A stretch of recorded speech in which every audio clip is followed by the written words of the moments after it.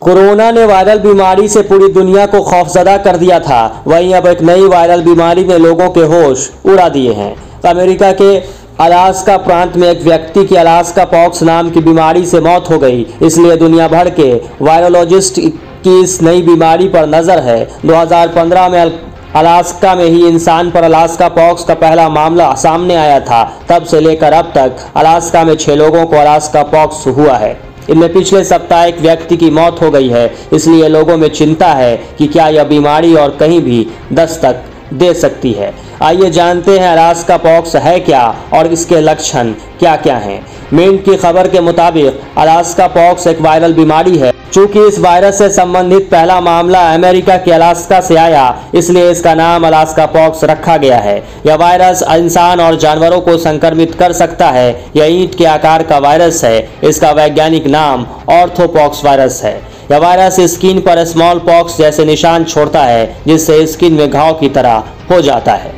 Alaska pox से संक्रमित होने पर स्किन पर चकत्ते या दाने या सूजन की तरह फूल जाते हैं। इसके साथ ही जॉइंट और मांसपेशियों में दर्द होने लगता है। वहीं लिम्फ नोड्स में भी सूजन हो जाती है, जिसके कारण लिम्फ नोड्स भी हो सकते हैं। इसमें गर्दन के आसपास सूजन हो सकती है। यह बीमारी छोटे जानवरों से इंसान में फैलती है। अब तक इंसान से इंसान में इस बीमारी के संक्रमित होने का कोई मामला सामने नहीं आया है।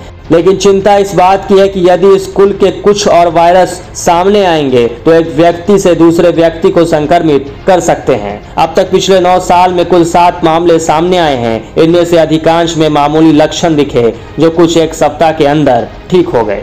चूंकि यह नई बीमारी है, इसलिए इसकी कोई परफेक्ट दवा नहीं है। लेकिन चूंकि यह इम्यून सिस्टम को कमजोर कर देता है, इसलिए डॉक्टर अन्य तरह से मैनेज करते हैं। पर अलास्का पॉक्स से होने वाली पहली मौत के कारण डॉक्टरों की चिंता बढ़ गई है।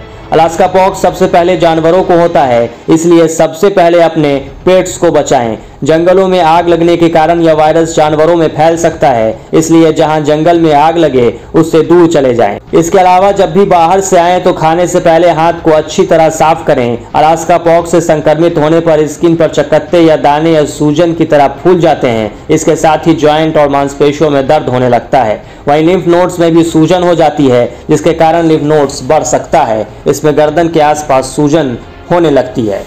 यह बीमारी छोटे जानवरों से इंसान में फैलती है। अब तक इंसान से इंसान में इस बीमारी के संक्रमित होने का कोई मामला सामने नहीं आया है। लेकिन चिंता इस बात की है कि अगर कुल के कुछ और वायरस सामने आएंगे तो एक व्यक्ति से दूसरे व्यक्ति को संक्रमित कर सकते हैं।